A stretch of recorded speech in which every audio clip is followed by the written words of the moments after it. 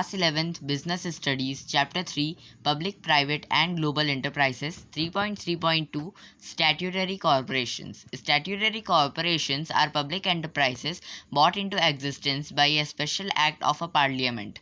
तो पार्लियामेंट में एक स्पेशल एक्ट चलाया जाता है जिसकी मदद से कोई भी कॉरपोरेशन आती है या जो भी कॉरपोरेशन आती है उसे हम स्टैट्यूटरी कॉरपोरेशंस कहते हैं, है ना। और ये एक्ट जो रहता है वो एग्जिस्टेंस में उस कॉरपोरेशन को लाता है, मतलब कि उस एक्ट की वजह से ही जो भी एंटरप्राइज बन रही है, जो भी कॉरपोरेशन बन रहा है वो एग्जिस्टेंस में आएगा। और ये जो एक्ट है वो क्या करेगा, the act defines its powers and functions, rules and regulations governing it's employees and it's relationship with government departments. तो ये एक्ट में क्या क्या चीज़ें रहेंगी उस कॉरपोरेशन के बारे में, उस कॉरपोरेशन के बारे में रहेंगी, मतलब कि क्या क्या वो कंटेन करेगा, उस कॉरपोरेशन में क्या फंक्शंस होंगे, क्या पावर है उस कॉरपोरेशन के पास, क्या रूल्स एंड रेगुलेशंस उन्हें मेंटेन करने पड़ेंगे और किस तरह से एम्प्लॉयज़ को गवर्न करना पड़ेगा, जो गवर्नमेंट डिपार्टमेंट है उससे किस तरह का रिलेशनशिप रहेगा स्टैट्यूटरी कॉरपोरेशन का।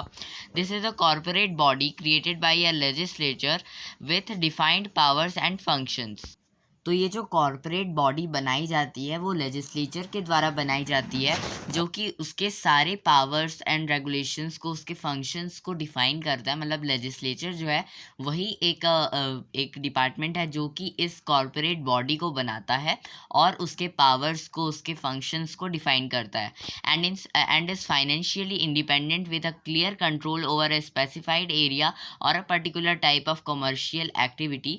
तो और इस जो भी फंक्शंस बनाई जा रही हैं उसमें ये क्लियरली स्पेसिफाइड रहेगा कि जो कॉरपोरेट बॉडी है, जो स्टैट्यूटरी कॉरपोरेशन है, वो फाइनेंशियली इंडिपेंडेंट है, मतलब कि उसे सरकारी खजाने से पैसा बिल्कुल नहीं मिलेगा, गवर्नमेंट ट्रेजरी से पैसा बिल्कुल भी नहीं मिलेगा, उसे खुद ही अर्न करना है। मतलब एक बार दे दिया जाएगा कि हाँ इतने पैसे से ये स्टैट्यूटरी कॉरपोरेशन बना दो और फिर जो भी प्रॉफिट होगा उसी से इस कॉरपोरेशन को आगे बढ़ाना है।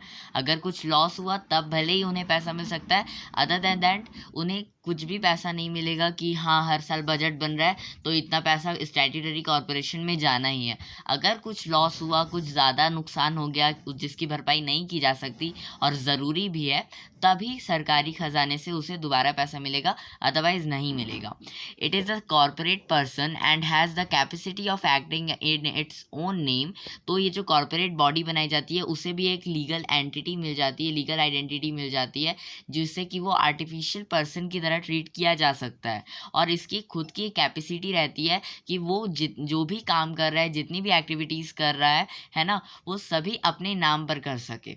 फिर the statutory corporations therefore have the power of the government and considerable amount of operating flexibly of private enterprise. तो इससे हमें ये सब पता चल सकता है, इन सभी चीज़ों को पढ़ने के बाद हमें ये पता चलता है कि जो स्टैट्यूटरी कॉरपोरेशन है उसके पास गवर्नमेंट का एक तरह से पावर है और उसको कुछ भी एक्टिविटी करने के लिए काफ़ी ज़्यादा फ्लेक्सिबिलिटी मिलती है कंपैरिजन टू प्राइवेट एंटरप्राइज। फिर फीचर्स पढ़ लेते हैं।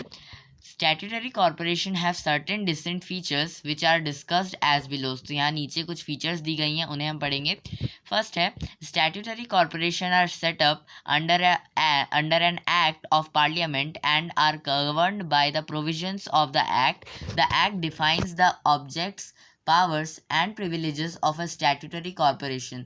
तो जो भी स्टैट्यूटरी कॉरपोरेशन बन रही है वो किसके द्वारा बन रही है, वो गवर्नमेंट, वो पार्लियामेंट में एक एक्ट होता है, एक्ट चलाया जाता है ना, एक्ट लाया जाता है, उसके द्वारा ही वो स्टैट्यूटरी कॉरपोरेशन एग्जिस्टेंस में आ पाती है। और वो किसके द्वारा गवर्न की जाती है, उस एक्ट के द्वारा ही गवर्न की जाती है। मतलब कि एक्ट में सारी चीज़ें स्पेसिफाइड रहती हैं कि किस तरह से उसे फंक्शन करना है, किस तरह से उसे रूल करना है, किस तरह से उसे अर्न करना है और क्या क्या चीज़ें करनी है। तो ये सभी चीज़ें वहाँ पर पहले से ही स्पेसिफाइड रहती हैं, जिससे कि स्टैट्यूटरी कॉरपोरेशन को मेनटेन करना पड़ता है। और इसीलिए हम कह सकते हैं कि जो स्टैट्यूटरी कॉरपोरेशन है वो किसके द्वारा गवर्न गवर्न की जा रही है, उस एक्ट के द्वारा गवर्न की जा रही है। और जो एक्ट है वो सारे ऑब्जेक्टिव्स, पावर्स, प्रिविलेजेस को स्टैट्यूटरी कॉर्पोरेशन के बताए रखता है। मतलब कि क्योंकि गवर्नमेंट से एसोसिएटेड है तो कुछ तो प्रिविलेजेस मिलेंगे गवर्नमेंट के द्वारा, तो यहाँ पर प्रिविलेजेस भी दिए जाते हैं। फिर सेकंड है, this type of organisation is wholly owned by the state. The government has the ultimate financial responsibility and has the power of appropriate its profits. At the same time, the state also has to bear the losses if any. तो जो organisation है वो पूरी तरह से state के द्वारा own की जाती है, मतलब कि यहाँ पे सेंट्रल गवर्नमेंट का कोई रोल नहीं रहता और सारी फाइनेंशियल रिस्पॉन्सिबिलिटी स्टेट की ही होती है। और उसी समय जो स्टेट है वो यहाँ पर सारे लॉस का भी भरपाई करता है। मतलब अगर कुछ ज़्यादा बड़ा लॉस हो गया उस कॉर्पोरेशन में तो उसकी सारी भरपाई स्टेट गवर्नमेंट को ही करना पड़ेगा। फिर थर्ड आ जाता है statutory corporation. Statutory corporation is a body corporate and can sue and be sued, enter into contract and acquire property in its own name। तो जैसे कि मैंने बताया इसे एक अपनी सेपरेट आइडेंटिटी मिल जाती है, इसे एक सेपरेट लीगल इंसान की तरह ट्रीट किया जाता है, आर्टिफिशियल पर्सन की तरह ट्रीट किया जाता है। तो इसी वजह से अगर ये कॉर्पोरेशन चाहे तो किसी के ऊपर केस फाइल कर सकती है या फिर कोई और इस कॉर्पोरेशन के ऊपर भी केस फाइल कर सकता है। और अगर ये एंटरप्राइज चाहे तो मतलब ये जो कॉर्पोरेशन है वो चाहे तो किसी कॉन्ट्रैक्ट में भी एंटर कर सकती है और जो भी प्रॉपर्टी अगर कुछ खरीदना चाहे तो वो भी खरीद सकती है अपने खुद के नाम पे, मतलब कि उस कॉर्पोरेशन के नाम पर खरीदा जा सकता है ज़मीन। फिर फोर्थ आ जाता है, this type of enterprise is usually independently financed. It obtains funds by borrowing from the government of from और from the public though revenues derived from sales of goods and services. It has the authority to use its revenues। तो इस type के enterprise में generally जो financial चीज़ें जो होती हैं वो इंडिपेंडेंटली रहती हैं। मतलब कि उसे सरकारी खजाने में से एक भी रुपए नहीं मिलता है एक्स्ट्रा। मतलब कि एक बार जब कॉर्पोरेशन फॉर्म हो रही है तब उसे पैसा मिल जाएगा, उसके बाद उस कॉर्पोरेशन को एक भी रुपए सरकारी खजाने से नहीं मिलेगा जब तक कि बहुत बड़ा लॉस ना हो जाए और बहुत ज़रूरी लॉस ना हो जाए। मतलब कि अगर कोई लॉस हुआ लेकिन उस लॉस से कोई फ़र्क नहीं पड़ता कॉर्पोरेशन को, तो यहाँ पर स्टेट से पैसा नहीं मिलेगा, गवर्नमेंट से पैसा नहीं मिलेगा। पर अगर कुछ बहुत बड़ा लॉस हो गया है ना और उसकी बहुत सख्त ज़रूरत है कि नहीं यार हमें पैसे लेने ही पड़ेंगे स्टेट गवर्नमेंट से, तभी हमें पैसे मिलेंगे, अदरवाइज़ नहीं मिलेंगे। फिर जो भी रिवेन्यूज़ होता है जो पब्लिक से कलेक्टेड होता है, मतलब जो भी पब्लिक टैक्स भरती है उस कॉर्पोरेशन में या फिर जो भी गुड्स एंड सर्विसेज के पैसे देती हैं सेल में, वो सभी पैसों को इकट्ठा करके ही इस अथॉरिटी को, इस कॉर्पोरेशन को आगे बढ़ाया जाता है। और फिर आ जाता है फिफ्थ में, a statutory corporation is not subject to the same accounting and audit procedure applicable to government departments. It is also not concerned with the central budget of the government. तो जो स्टैट्यूटरी कॉर्पोरेशन होता है वो सिर्फ एक accounting से manage नहीं किया जाता। तो जो भी प्रोसीजर गवर्नमेंट के द्वारा बनाया जा रहा है, इसका मतलब कहने का मतलब यही है कि जो भी प्रोसीजर है, जो भी चीज़ें हैं इसमें, वो हर समय गवर्नमेंट से एसोसिएटेड नहीं रहेंगी, गवर्नमेंट के अकाउंटिंग में नहीं रहेंगी और ना ही सेंट्रल गवर्नमेंट में रहेंगी और ना ही स्टेट गवर्नमेंट में रहेंगी। मतलब कि इसमें यही होता है कि आप जो गवर्नमेंट है वो एक एक्ट लागू कर रही है, उसमें सारे रूल्स एंड रेगुलेशंस दिए हुए हैं और साथ में कुछ पैसे दे देते हैं कि आप इस कॉर्पोरेशन को फॉर्म कर पाओ। कॉर्पोरेशन फॉर्म हो जाता है, फिर जो भी फंक्शन रहता है वो उस एक्ट के द्वारा किया जाता है और जो भी एक्ट के द्वारा ही सारी चीज़ें, रूल्स एंड रेगुलेशंस मेंटेन की जाती हैं। एक बार हमने शुरू में पैसा दे दिया कॉर्पोरेशन बनाने के लिए, अब गवर्नमेंट एक भी रुपए नहीं देगी उनको जब तक कि बहुत बड़ा लॉस नहीं हो जाता। फिर आ जाता है six, the employees of this enterprise are not government और civil servants and are not governed by the government. rules and regulations. The conditions of service of the employees are governed by the provisions of the act itself. तो जो भी employees इसमें रहते हैं, मान लीजिए कोई स्टैट्यूटरी कॉरपोरेशन है तो उसमें एम्प्लॉयज़ तो रहेंगी, और जो एम्प्लॉयज़ रहते हैं वो उनको हम लोग सरकारी कर्मचारी नहीं कहेंगे, गवर्नमेंट ऑफिसर्स नहीं कहेंगे। क्यों नहीं कहेंगे? बिकॉज गवर्नमेंट यहाँ पर कॉरपोरेशन बना दी और फिर उसे एकदम से छोड़ दी है कि अब आप खुद अर्न करो, मेंटेन करो अपने बिजनेस को, दैट्स इट। एक बार और उस एक्ट के मद्देनज़र से आप उस कॉरपोरेशन को मेंटेन करो, फॉलो करो, ठीक है। यहाँ पर गवर्नमेंट का फिर आगे रोल जो भी रहता है वो ख़त्म हो जाता है एक तरह से। तो इसी वजह से जो भी इसके एम्प्लॉयज़ रहते हैं वो एक तरह से गवर्नमेंट एम्प्लॉयज़ नहीं कहे जा सकते।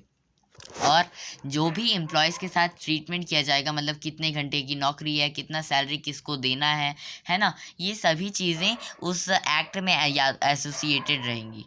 फिर At times, some officers are taken from government departments or deputation to head these organization. अब गवर्नमेंट ने पैसे लगाए हैं तो ऐसा तो है नहीं कि पैसे लगाकर एकदम से गवर्नमेंट छोड़ देगा, कुछ तो भैया गवर्नमेंट को भी प्रॉफिट चाहिए।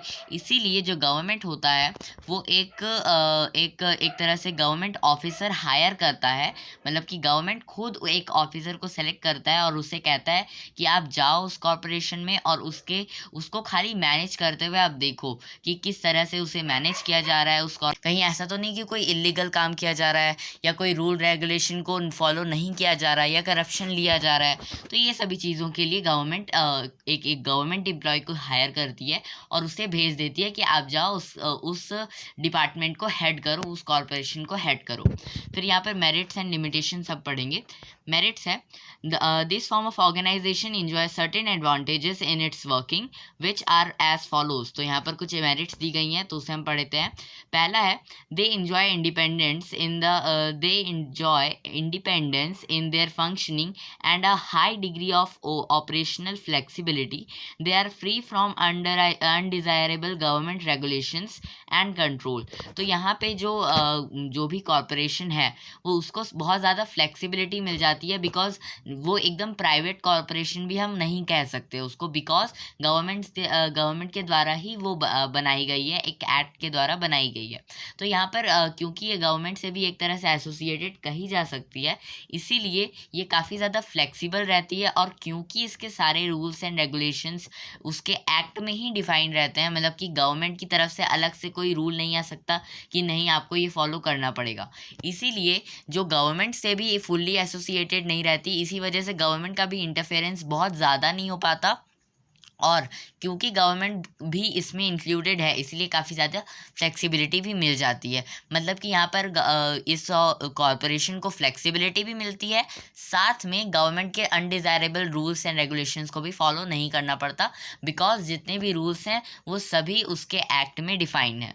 फिर सेकंड है since the funds of this organisations do not come from the central budget, the government generally does not interfere in their financial matters including there income and receipts. तो क्योंकि यहाँ पे इस तरह के ऑर्गेनाइजेशन में सेंट्रल बजट से पैसे नहीं आते, मतलब कि जो पूरे देश को चलाती है, जो सेंट्रल गवर्नमेंट रहती है उसके तरफ से पैसे नहीं आते, इसीलिए जो गवर्नमेंट रहती है वो जनरली इंटरफेयर नहीं करती है इस तरह के फाइनेंशियल मैटर में। मतलब जो स्टेट गवर्नमेंट है वो इस तरह के फाइनेंशियल मैटर में बहुत ज़्यादा इंटरफेयर नहीं करती है, और जितने भी इनकम है और जो भी रिसिप्ट्स है उनको ज़्यादा पूछताछ नहीं किया जाता, मतलब कि बहुत ज़्यादा इंटरफेयर करके कि हाँ आप किस तरीके से मैनेज कर रहे हो, ऐसे मैनेज करो या इस तरीके से मैनेज ना करो, तो ये सब नहीं कहा जाता। फिर थर्ड है since they are autonomous organisations they frame their own policies and procedure within the powers assigned to them by the act. The act may however provide few matters which require prior approval of a particular ministry. तो यहाँ पे क्योंकि ये जो organisation है वो बिल्कुल ही autonomous तरीके से बनाई गई है, तो इसीलिए ये खुद के पॉलिसीज़ एंड प्रोसीजर को फॉलो कर सकती है और उन्हें बना सकती है जैसा कि एक्ट्स में डिफाइंड होगा। तो एक्ट में हो सकता है कि कुछ इश्यूज रहेंगे, कुछ मैटर्स रहेंगी जिन्हें कि डिस्कस करना ज़रूरी होगा, तो वो भी मिनिस्ट्री से अप्रूव किया जा सकता है, बिकॉज ऑफ कोर्स ये गवर्नमेंट से एसोसिएटेड है। फिर आ जाता है अ statutory corporation is a valuable instrument for economic development. It has the power of the government combined with the initiative of private enterprise. तो जो स्टैट्यूटरी कॉर्पोरेशन रहती है उनको अपना एक खुद का वैल्यूएबल दर्जा दिया जाता है इकोनॉमिक डेवलपमेंट में, क्योंकि वो गवर्नमेंट से भी एसोसिएटेड रहती हैं और ज़्यादा गवर्नमेंट का इंटरफेरेंस भी नहीं रहता है। और जो भी इनका पावर है वो गवर्नमेंट के द्वारा ही दिया जाता है, और जो भी इनिशिएटिव रहता है प्राइवेट एंटरप्राइज का उससे ज़्यादा वैल्यू इन्हें मिलती है। फिर लिमिटेशंस भी हैं इसके कुछ। This type of organisation suffer from several limitations which are as follows. तो यहाँ पर कुछ लिमिटेशंस दी गई हैं। पहला है, in reality a statutory corporation does not enjoy as much operational flexibility as stated above. All actions are subject to many rules and regulations.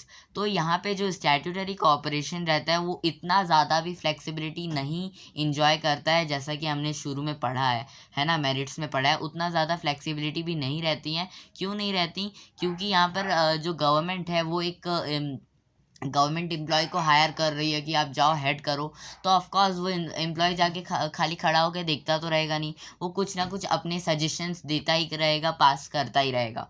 ठीक है, तो यहाँ पर उतनी ज़्यादा फ्लेक्सिबिलिटी नहीं हो पाती। और अगर जो स्टैट्यूटरी कॉर्पोरेशन है उसे फॉलो ना करे, मतलब मान लीजिए जो गवर्नमेंट एम्प्लॉय हायर हुआ है ना, उसने कोई सजेशन दिया और उसको अगर स्टैट्यूटरी कॉर्पोरेशन नहीं मानेगा, मना कर देगा, तो हो सकता है कि वो जो गवर्नमेंट एम्प्लॉय है वो कुछ गलत चीज़ें फाइल कर दे। मतलब कि यहाँ पे जो एम्प्लॉय को हायर किया गया है वो क्या करता है, वो खड़ा होकर सिर्फ देखता नहीं रहता, वो देखता है, वो सजेशंस भी देता है, और जो भी फाइनेंशियल कंडीशन है, किस तरीके से रूल किया जा रहा है, मैनेज किया जा रहा है, उन सभी चीज़ों का एक रिपोर्ट वो तैयार करता है और वो गवर्नमेंट को देता है। ठीक है, तो यहाँ पर जो गवर्नमेंट एम्प्लॉय हायर किया गया है, अगर उसके सजेशन को ना माने स्टैट्यूटरी कॉर्पोरेशन, तो हो सकता है कि वो कुछ गलत चीज़ें लिख कर डाल दे, है ना, गलत चीज़ें लिख दें और गवर्नमेंट को पहुंचा दे, ताकि उस कॉर्पोरेशन को आगे ना बढ़ाया जा सके। ठीक है, तो यहाँ पर इतना ज़्यादा फ्लेक्सिबिलिटी भी रहती नहीं है, क्योंकि ये गवर्नमेंट से एसोसिएटेड है, तो ऑफकोर्स काफ़ी सारे रूल्स एंड रेगुलेशंस फिर भी आते हैं। फिर है गवर्नमेंट, सेकंड है, government and political interference has always been there in major decision और where huge funds are involved. तो यहाँ पर क्योंकि ये गवर्नमेंट से एसोसिएटेड है और यहाँ पर काफ़ी ज़्यादा पॉलिटिकल इंटरफेरेंस भी रह सकता है, बिकॉज ये गवर्नमेंट से एसोसिएटेड है।